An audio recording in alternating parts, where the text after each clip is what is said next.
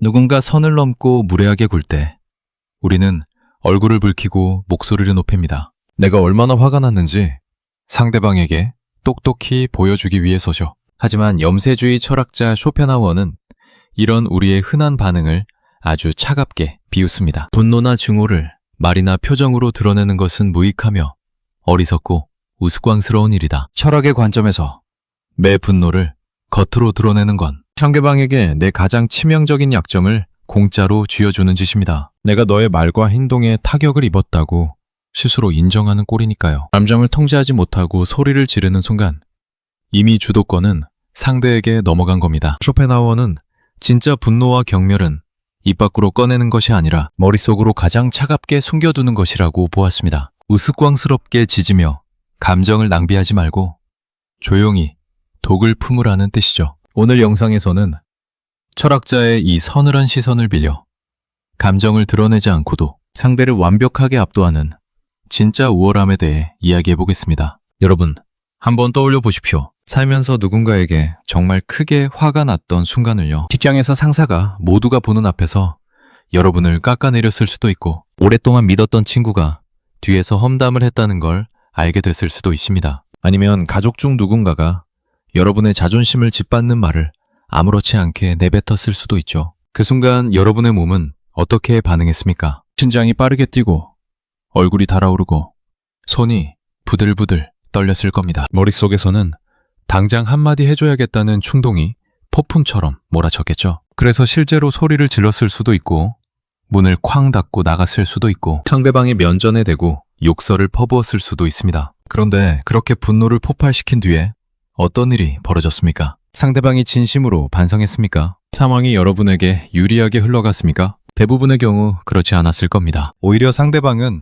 여러분의 폭발하는 모습을 보면서 속으로 비웃었을 수도 있고 여러분이 감정 조절을 못하는 사람이라는 꼬리표를 붙였을 수도 있습니다. 최악의 경우에는 여러분이 화를 낸 것 자체가 빌미가 되어 오히려 여러분이 가해자 취급을 당하는 웃지 못할 상황이 벌어지기도 합니다. 쇼펜하우어가 200년 전에 꿰뚫어 본 것이 바로 이것입니다. 분노를 겉으로 드러내는 행위는 아무런 실질적 이득이 없습니다. 감정적으로 시원할 것 같지만 실제로는 시원하지도 않습니다. 화를 내고 나면 잠깐은 후련한 것 같다가 곧바로 후회가 밀려옵니다. 내가 왜 그랬을까? 좀 더 침착하게 대응했으면 훨씬 나았을 텐데 하는 자책이 뒤따르죠. 결국 분노의 표출은 상대방에게 타격을 주는 것이 아니라 자기 자신에게 이중으로 상처를 입히는 행위인 셈입니다. 한 번은 상대의 무례함에 의해, 한 번은 자신의 어리석은 반응에 의해서요. 이것을 좀 더 깊이 들여다보겠습니다. 쇼펜하우어는 인간의 본성에 대해 매우 냉소적인 시각을 가진 철학자였습니다. 그는 사람들이 기본적으로 이기적이고 타인의 고통에 무관심하며 심지어 남이 불행해지는 것에서 은밀한 쾌감을 느끼는 존재라고 보았습니다. 독일어로 샤덴프로이데라고 하죠. 남의 불행에서 느끼는 기쁨. 쇼펜하우어는 이것이 인간 본성의 가장 추악하면서도 가장 보편적인 측면 중 하나라고 지적했습니다. 이런 시각에서 보면 여러분이 화를 내는 모습은 상대방에게 일종의 선물입니다. 상대방이 여러분을 자극한 이유가 무엇이었든 여러분이 분노로 무너지는 모습을 보는 순간 상대방은 내심 만족감을 느낍니다. 아, 내 말이 먹혔구나. 저 사람이 흔들리는구나. 내가 저 사람보다 우위에 있구나. 이런 생각이 상대방의 머릿속에서 무의식적으로 작동합니다. 여러분이 목소리를 높이면 높일수록, 얼굴을 붉히면 붉힐수록 상대방의 이 은밀한 만족감은 커집니다. 특히 의도적으로 여러분을 화나게 한 사람이라면 더더욱 그렇습니다. 여러분의 분노 폭발은 상대방에게 임무 완수의 신호탄과 같습니다. 내가 원하는 대로 저 사람을 조종하는데 성공했다는 확인 도장인 셈이죠. 그래서 쇼펜하우어는 분노를 드러내는 것이 어리석다고 한 것입니다. 단순히 예의 바르게 행동하라는 도덕적 훈계가 아닙니다. 철저하게 전략적인 판단입니다. 감정을 드러내는 순간 여러분은 상대방에게 자신의 내면 지도를 통째로 넘겨주는 것과 같습니다. 어디를 찌르면 아파하는지, 어떤 말에 약한지, 무엇이 두려운지 이 모든 정보가 여러분의 분노 반응을 통해 상대방에게 고스란히 전달됩니다. 전장에서 적에게 자국의 군사 기밀을 넘겨주는 장군이 있다면 어떻겠습니까? 그 장군은 반역자이거나 바보입니다. 쇼펜하우어의 관점에서 분노를 겉으로 드러내는 사람은 바로 이 어리석은 장군과 같습니다. 자신의 가장 취약한 지점을 적에게 무료로 알려주는 사람입니다. 자, 그러면 여기서 한 가지 중요한 질문이 생깁니다. 화가 나는데 어떻게 참느냐는 것이죠. 화라는 감정은 내가 선택해서 느끼는 것이 아니라 자동으로 치밀어 오르는 것인데 그걸 어떻게 통제하느냐는 겁니다. 이것은 매우 현실적인 질문입니다. 쇼펜하우어도 인간이 감정의 동물이라는 사실을 부정하지 않았습니다. 다만 그는 감정을 느끼는 것과 감정을 표현하는 것은 완전히 별개의 문제라고 보았습니다. 여기서 핵심적인 구분이 필요합니다. 분노를 느끼지 말라는 것이 아닙니다. 분노를 보여주지 말라는 것입니다. 이 차이는 엄청나게 큽니다. 속으로는 부글부글 끓어도 됩니다. 머릿속에서 온갖 욕설이 난무해도 괜찮습니다. 상대방을 향한 경멸이 가슴 깊은 곳에서 시뻘겋게 타오르고 있어도 상관없습니다. 중요한 것은 그것을 바깥으로 꺼내지 않는 것입니다. 얼굴에 드러내지 않는 것입니다. 목소리에 실어보내지 않는 것입니다. 쇼펜하우어는 이것을 일종의 자기 보호 기술로 본 것입니다. 감정의 외부 표출을 차단하는 것은 자신의 내면을 보호하는 가장 강력한 방패입니다. 상대방이 아무리 도발해도 아무리 무례하게 굴어도 여러분의 표정이 미동도 하지 않는다면 상대방은 당혹스러워집니다. 내 공격이 통하지 않는 것인가? 이 사람은 내가 생각했던 것보다 훨씬 강한 사람인가? 이런 의문이 상대방의 마음속에 싹트기 시작합니다. 그리고 바로 이 지점에서 진짜 역전이 일어납니다. 여러분이 아무런 반응을 보이지 않을 때 오히려 불안해지는 쪽은 상대방입니다. 인간은 자신의 행동에 대한 반응을 기대하는 존재입니다. 누군가를 모욕했으면 그 사람이 화를 내거나 슬퍼하거나 어떤 식으로든 반응해 주기를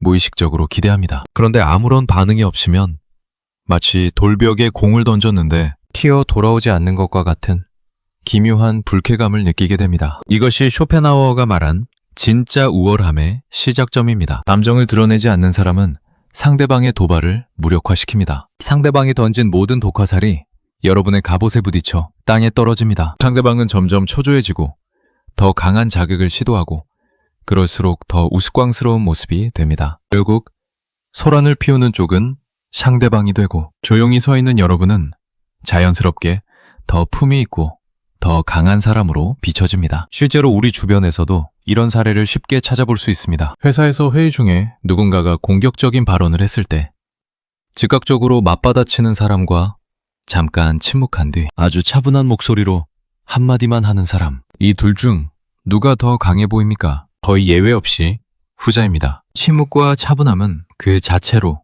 일종의 권력입니다. 나는 네 말에 흔들리지 않는다는 무언의 선언이기 때문입니다. 역사 속에서도 이런 사례는 수없이 많습니다. 위대한 지도자들, 뛰어난 협상가들, 성공한 사업가들의 공통점 중 하나는 감정을 쉽게 드러내지 않는다는 것입니다. 그들은 속으로 어떤 감정이 요동치든 간에 겉으로는 철저하게 평정심을 유지합니다. 이것이 그들에게 엄청난 전략적 이점을 제공합니다. 상대방은 그들의 속내를 읽을 수 없고 그래서 다음 수를 예측할 수 없고 결국 협상이든 갈등이든 항상 불리한 위치에 놓이게 됩니다. 쇼펜하우어의 이 가르침을 현대 심리학의 관점에서 보면 더욱 흥미로운 지점들이 드러납니다.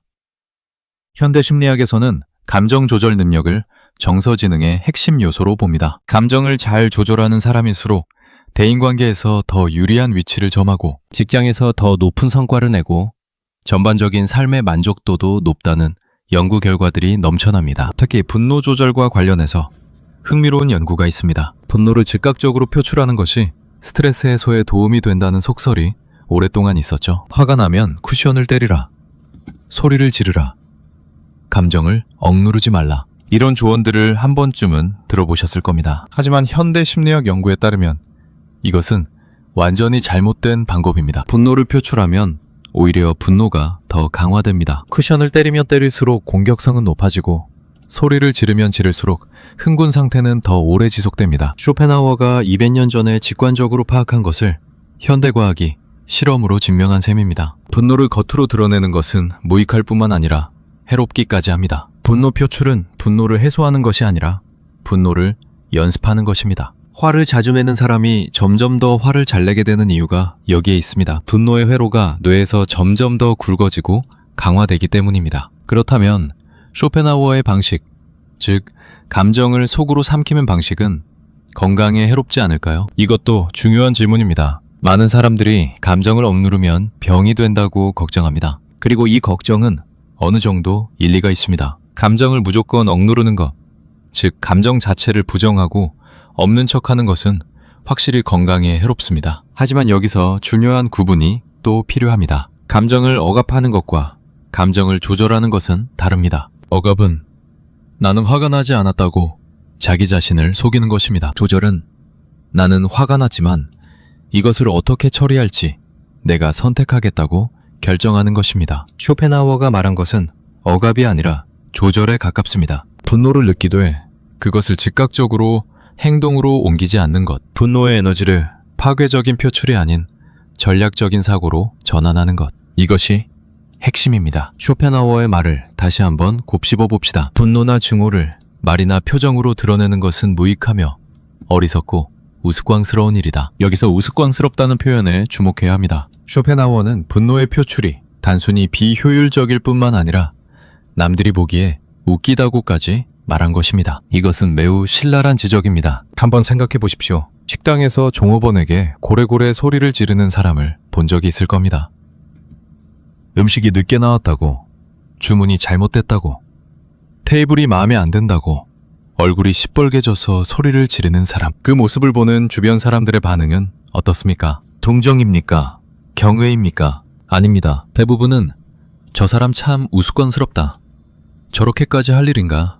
하는 생각을 합니다. 소리를 보니만 자신이 정당한 분노를 표출하고 있다고 생각하지 나머지 모든 사람의 눈에는 자기 감정 하나 주체 못하는 유치한 사람으로 보입니다. 쇼펜하우어가 말한 우스꽝스러움이 바로 이것입니다. 분노를 폭발시키는 사람은 자기 눈에는 당당하고 강해 보이겠지만 관찰자의 눈에는 통제력을 잃은 사람, 즉 약한 사람으로 보입니다. 진짜 강한 사람, 진짜 무서운 사람은 화를 내지 않습니다. 조용합니다. 그래서 더 무섭습니다. 여러분도 경험적으로 알고 계실 겁니다. 정말 무서운 상사, 정말 만만치 않은 사람은 소리를 지르지 않습니다. 오히려 목소리가 낮아집니다. 표정이 없어집니다. 말이 짧아집니다. 그리고 그 조용함 뒤에 숨겨진 무게감이 상대방을 압도합니다. 소리를 지르는 것보다 침묵이 더 무겁고 격앙된 표정보다 무표정이 더 위압적입니다. 이것을 일상생활에 적용해 봅시다. 가령 누군가가 여러분에게 모욕적인 말을 했다고 칩시다. 보통의 반응은 즉각적으로 맞받아치는 것입니다. 야, 너 지금 나한테 뭐라고 한 거야? 이런 식으로요. 하지만 쇼펜하우어식 대응은 다릅니다. 상대방의 모욕적인 말을 듣고 잠깐 침묵합니다. 그리고 상대방의 눈을 아주 차분하게 바라봅니다. 아무 말도 하지 않습니다. 그냥 봅니다. 몇 초간의 이 침묵이 상대방에게는 소리를 지르는 것보다 훨씬 더 큰 압박감을 줍니다. 왜 그럴까요? 인간은 상대방의 반응을 예측하며 대화를 합니다. 모욕을 했으면 상대방이 화를 내거나 움찔하거나 변명하는 반응을 기대합니다. 그런데 아무 반응이 없으면 상대방의 예측 시스템이 오류를 일으킵니다. 이 사람이 왜 아무 반응이 없지? 내 말을 못 들은 건가? 아니면 나를 완전히 무시하는 건가? 아니면 뭔가 더 무서운 것을 준비하고 있는 건가? 이런 불안이 상대방의 마음속에서 빠르게 증식합니다. 그리고 바로 이것이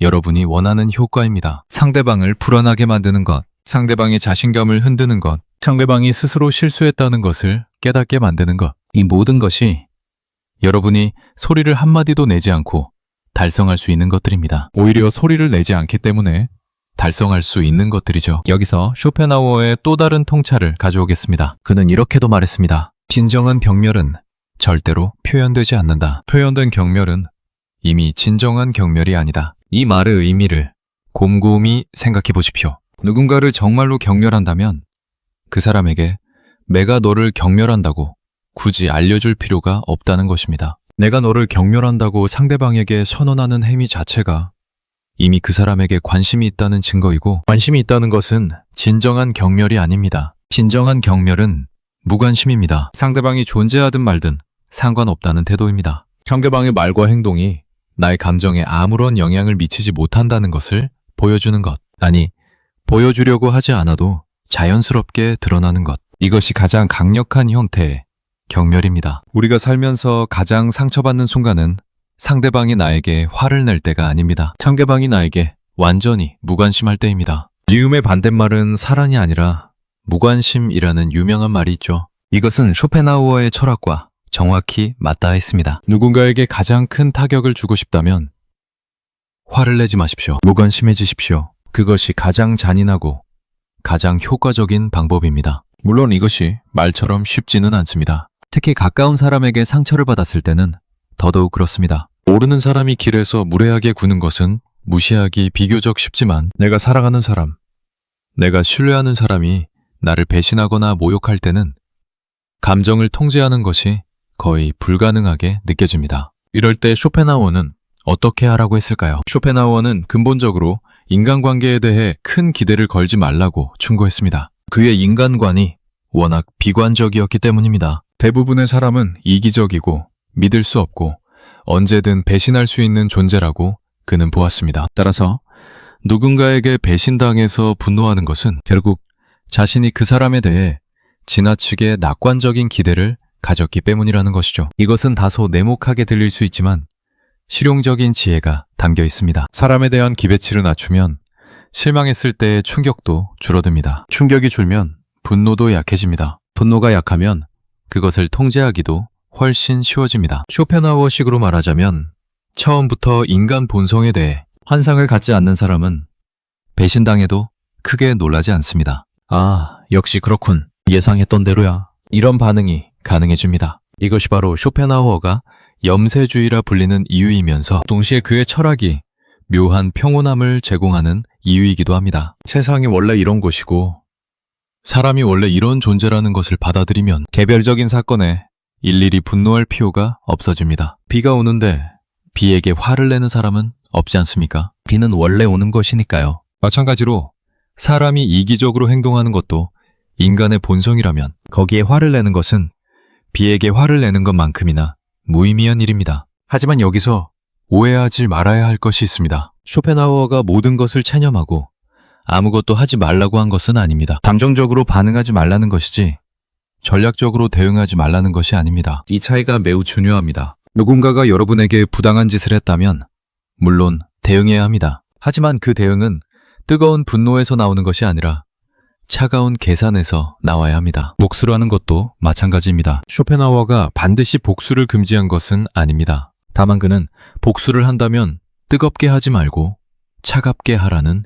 입장이었습니다. 화가 치밀어 올라서 즉흥적으로 하는 복수는 대부분 실패합니다. 감정의 눈이 멀어 상황 판단이 흐려지기 때문입니다. 반면에 감정을 가라앉히고 냉정하게 계획한 대응은 훨씬 더 정확하고 효과적입니다. 이것을 비유하자면 이렇습니다. 뜨거운 분노로 하는 대응은 눈을 감고 주먹을 휘두르는 것과 같습니다. 팔에 힘은 들어가 있지만 어디에 맞을지 모릅니다. 헛손질할 확률이 높고 설사 맞더라도 정확한 급소를 타격하기 어렵습니다. 반면에 차가운 계산으로 하는 대응은 눈을 크게 뜨고 정확히 급소를 노리는 것과 같습니다. 겉으로는 훨씬 조용하고 덜 극적이지만 실제 타격력은 비교할 수 없을 만큼 강합니다. 이런 맥락에서 쇼펜하우어의 가르침은 단순히 참으라는 것이 아닙니다. 더 똑똑하게 싸우라는 것입니다. 감정에 지배당하는 사람은 바보처럼 싸웁니다. 감정을 도구로 사용하는 사람은 현명하게 싸웁니다. 그리고 가장 높은 단계에 있는 사람은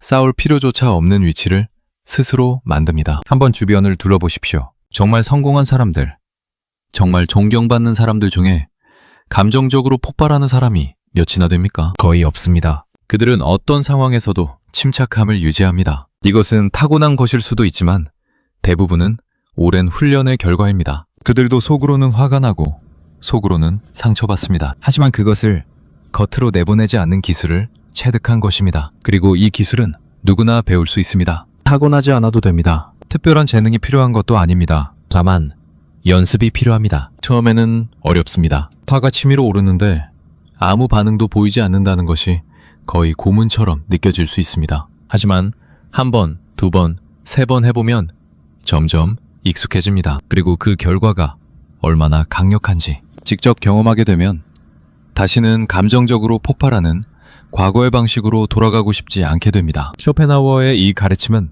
특히 인간관계에서 빛을 발합니다. 부부 사이, 부모와 자녀 사이, 친구 사이, 직장 동료 사이 모든 관계에서 갈등은 피할 수 없습니다. 하지만 갈등이 생겼을 때 어떻게 반응하느냐에 따라 관계의 방향이 완전히 달라집니다. 가령 부부싸움을 예로 들어봅시다. 배우자가 여러분에게 기분 나쁜 말을 했을 때 즉각적으로 더 기분 나쁜 말로 응수하면 어떻게 됩니까? 갈등이 걷잡을 수 없이 커집니다. 말이 말을 낳고 상처가 상처를 낳고 결국 원래 문제와는 전혀 상관없는 과거의 잘못들까지 끄집어내면서 전면전이 벌어집니다. 그리고 그 전면전이 끝나고 나면 양쪽 다 깊은 상처만 남고 원래 문제는 전혀 해결되지 않은 상태입니다. 하지만 같은 상황에서 여러분이 즉각적인 반응을 자제하고 잠깐 침묵한 뒤 차분하게 대화를 시도한다면 어떻게 될까요? 물론 상대방이 그 차분함에 더 화를 낼 수도 있습니다. 왜 대답을 안 해? 말을 하라고.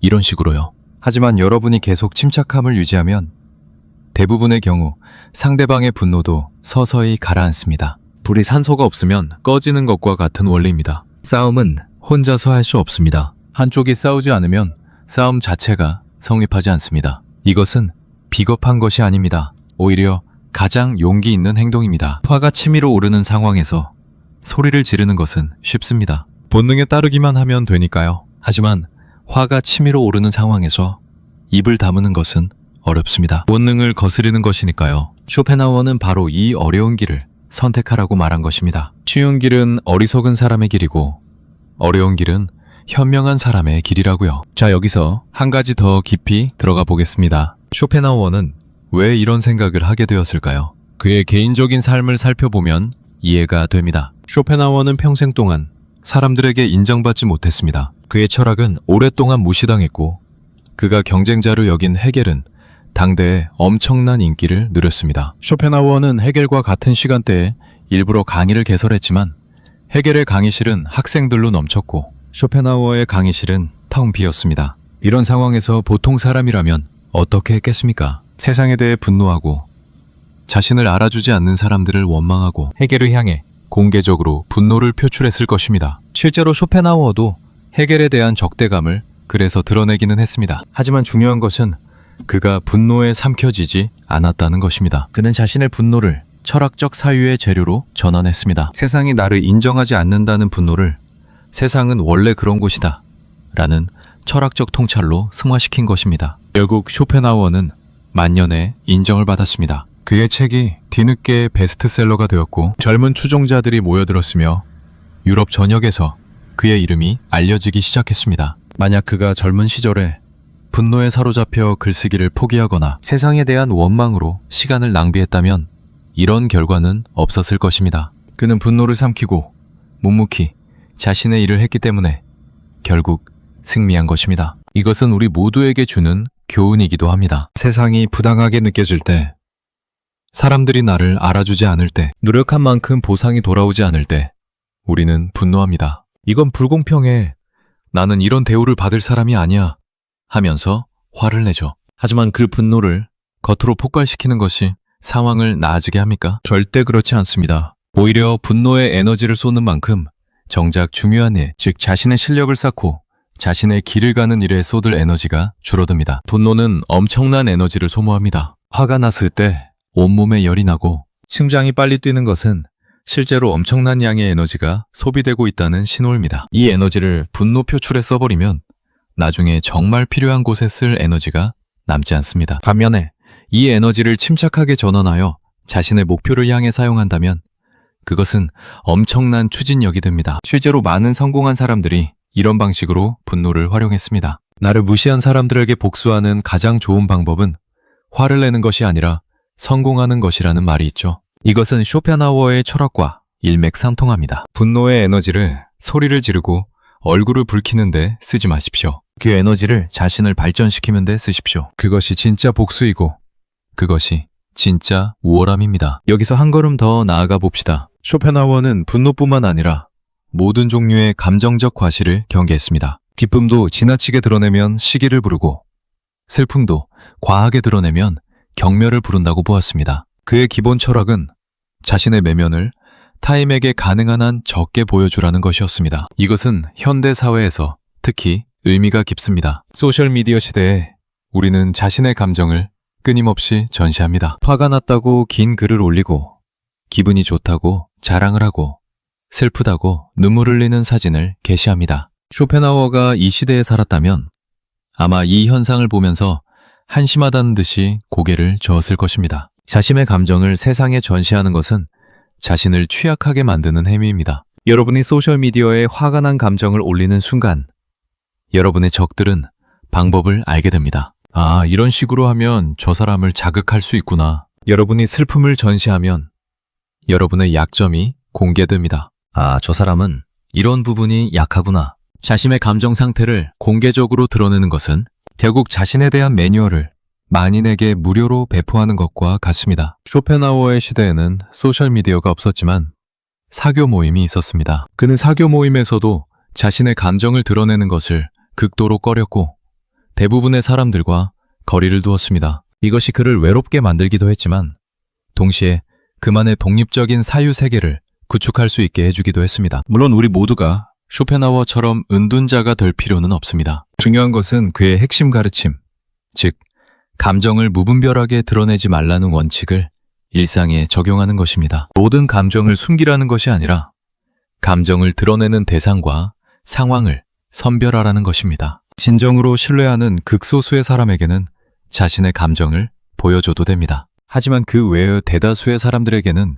여러분의 내면을 보여줄 필요가 없습니다. 특히 여러분에게 적대적인 사람, 여러분을 이용하려는 사람, 여러분을 깎아내리려는 사람에게는 절대로 감정을 보여주면 안 됩니다. 그것은 무기를 적에게 넘겨주는 행위입니다. 이 원칙을 직장 생활에 적용하면 특히 효과적입니다. 직장이라는 공간은 본질적으로 이해관계가 얽힌 곳입니다. 승진, 평가, 보너스, 프로젝트 배분, 모든 것이 제한된 자원을 놓고 벌이는 경쟁입니다. 이런 환경에서 감정을 쉽게 드러내는 사람은 불리합니다. 자신의 카드를 모두 공개한 포커 플레이어와 같습니다. 반면에 감정을 잘 통제하는 사람은 직장에서 훨씬 유리한 위치를 정합니다. 상사의 부당한 지시에도 표정 하나 변하지 않고 동료의 은근한 비아냥에도 미소로 대응하며 불공정한 평가를 받아도 차분하게 자신의 입장을 논리적으로 설명하는 사람. 이런 사람이 결국 조직에서 올라갑니다. 감정적으로 반응하는 사람은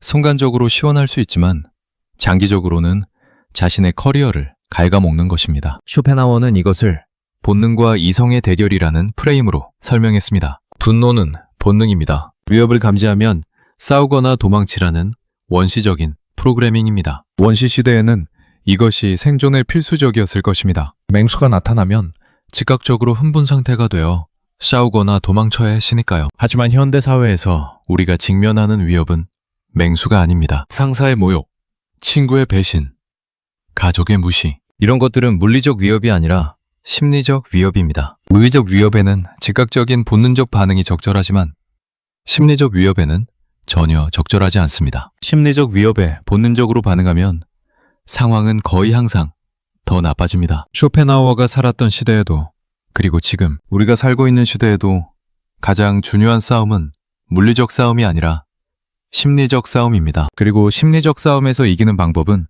더 크게 소리를 지르는 것이 아니라 더 깊이 침묵하는 것입니다. 더 격렬하게 표현하는 것이 아니라 더 철저하게 숨기는 것입니다. 여기서 동양 철학과의 접점도 생각해 볼 수 있습니다. 노자는 도덕경에서 물은 부드럽지만 바위를 깎는다고 했습니다. 가장 부드러운 것이 가장 강한 것을 이긴다는 역설이죠. 쇼펜하우어도 비슷한 생각을 가지고 있었습니다. 겉으로 가장 조용한 사람이 실제로는 가장 강한 사람일 수 있다는 것입니다. 일본의 무사도에서도 비슷한 가르침을 찾을 수 있습니다. 진짜 검객은 칼을 함부로 뽑지 않는다고 하죠. 칼을 자주 뽑는 것은 실력이 부족하다는 증거이고 진짜 고수는 칼을 뽑지 않고도 상대를 제압합니다. 분노도 마찬가지입니다. 분노를 자주 드러내는 것은 내면의 힘이 부족하다는 증거이고 진짜 강한 사람은 분노를 드러내지 않고도 상대를 압도합니다. 이 모든 동서양의 지혜가 가리키는 방향은 같습니다. 겉으로 드러나는 힘은 진짜 힘이 아닙니다.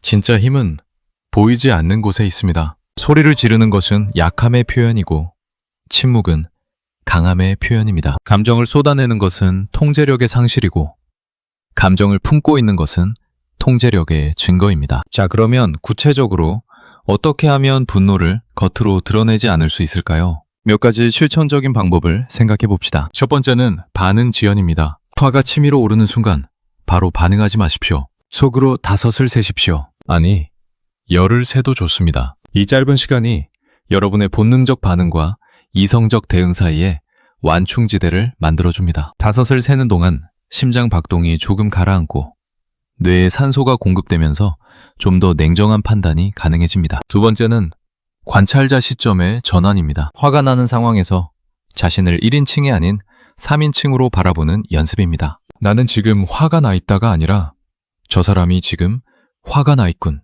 하는 식으로요. 마치 영화를 보듯이 자신이 처한 상황을 한 발짝 뒤에서 바라보는 것입니다. 이렇게 하면 감정의 소용돌이에서 한 걸음 빠져나올 수 있고 좀 더 객관적인 판단이 가능해집니다. 세 번째는 결과를 미리 상상하는 것입니다. 지금 폭발하면 어떤 결과가 생길까? 지금 참으면 어떤 결과가 생길까? 이 두 가지 시나리오를 빠르게 머릿속에서 비교하는 것입니다. 대부분의 경우 폭발했을 때의 결과가 참았을 때의 결과보다 나쁘다는 것을 확인할 수 있습니다. 이 확인만으로도 감정을 통제하는데 상당한 도움이 됩니다. 네 번째는 상대방의 의도를 분석하는 것입니다. 이 사람이 왜 나를 화나게 하는 행동을 했을까? 의도적인가?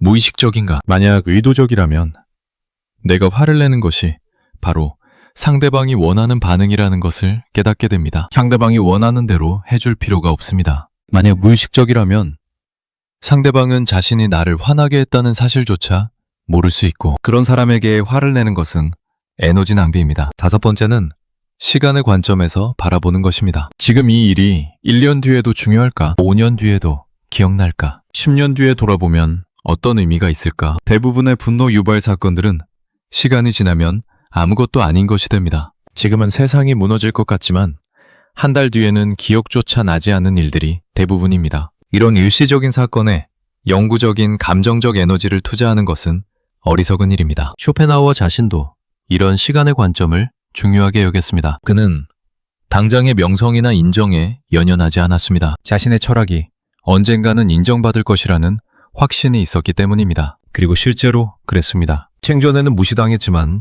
사후에는 니체, 비트겐슈타인, 프로이트 등 수많은 위대한 사상가들에게 영향을 미친 거대한 철학자로 평가받게 되었습니다. 이것은 우리에게도 시사하는 바가 큽니다. 지금 당장 화가 나는 일을 감정을 폭발시키는 대신 더 긴 시간의 관점에서 자신의 인생을 바라보십시오. 지금 이 순간의 분노에 사로잡혀 어리석은 행동을 하면 그것이 미래의 자신에게 어떤 영향을 미칠지 생각해 보십시오. 대부분의 경우 참는 것이 폭발하는 것보다 미래의 자신에게 훨씬 더 유리합니다. 쇼펜하우어의 철학에는 한 가지 더 중요한 가르침이 있습니다. 바로 고독의 가치입니다. 그는 뛰어난 사람일수록 고독을 즐긴다고 보았습니다. 왜냐하면 사람들과 어울릴수록 불필요한 감정적 마찰이 생기고 그것이 자신의 에너지를 낭비시키기 때문입니다. 혼자 있으면 화날 일이 없습니다. 아무도 나를 자극하지 않으니까요. 이것은 극단적으로 들릴 수 있지만 핵심적인 지혜가 담겨 있습니다. 우리가 분노하는 대부분의 상황은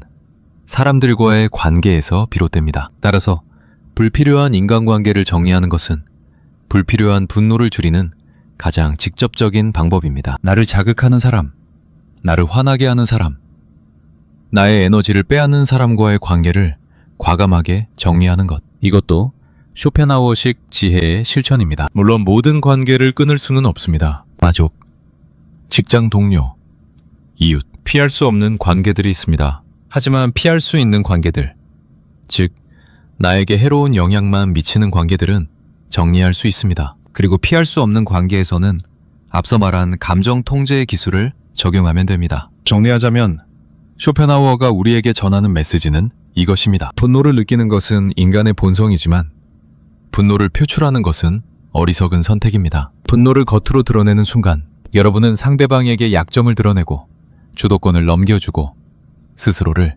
우스꽝스럽게 만듭니다. 진짜 강한 사람은 화를 내지 않습니다. 진짜 무서운 사람은 조용합니다. 진짜 우월한 사람은 상대방의 도발에 미동도 하지 않습니다. 그렇다고 아무것도 하지 말라는 것이 아닙니다. 분노의 에너지를 파괴적인 표출이 아닌 건설적인 행동으로 전환하라는 것입니다. 소리를 대신 전략을 세우십시오. 욕을 하는 대신 실력을 키우십시오. 얼굴을 붉히는 대신 차갑게 미소 지으십시오. 이것이 쇼펜하우어가 200년 전에 가르친 지혜이며 200년이 지난 지금도 여전히 유효한 인생의 무기입니다. 여러분, 오늘부터 한번 시도해 보십시오. 누군가가 여러분을 화나게 할 때 반사적으로 반응하는 대신 잠깐 멈춰 보십시오. 속으로는 끌어올라도 겉으로는 아무 일 없는 듯이 행동해 보십시오. 처음에는 어색하고 어려울 것입니다. 하지만 그 결과를 직접 경험하면 놀라게 될 것입니다. 상대방의 당황한 표정, 주변 사람들의 달라진 시선,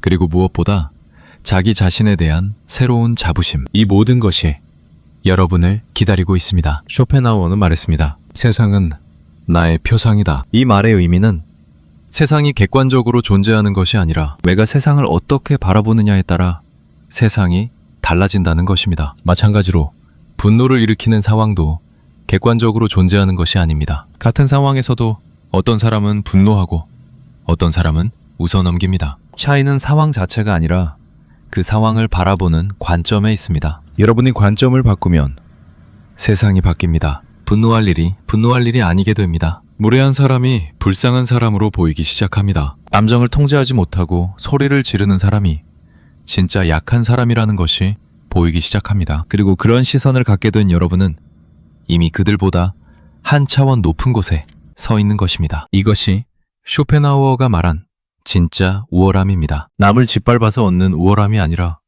자신을 다스려서 얻는 우월함입니다. 남에게 소리를 질러서 얻는 위엄이 아니라 침묵함으로써 저절로 드러나는 위엄입니다. 이 우월함은 누구도 빼앗을 수 없습니다. 왜냐하면 이것은 외부에서 주어지는 것이 아니라 자신의 내면에서 생겨나는 것이기 때문입니다. 마지막으로 쇼펜하우어의 한마디를 더 빌려 이 이야기를 마무리하겠습니다. 그는 이렇게 말했습니다. 평범한 사람은 시간을 보내는 데 관심이 있고 재능 있는 사람은 시간을 사용하는 데 관심이 있다. 분노에 시간을 쓰는 것은 시간을 보내는 것입니다. 분노를 삼키고 자기 발전에 시간을 쓰는 것은 시간을 사용하는 것입니다. 여러분은 시간을 보내는 사람입니까? 시간을 사용하는 사람입니까? 오늘 쇼펜하우어의 서늘한 가르침을 통해 우리는 분노라는 감정의 진짜 얼굴을 들여다보았습니다. 분노를 드러내는 것이 강함이 아니라 약함이라는 역설.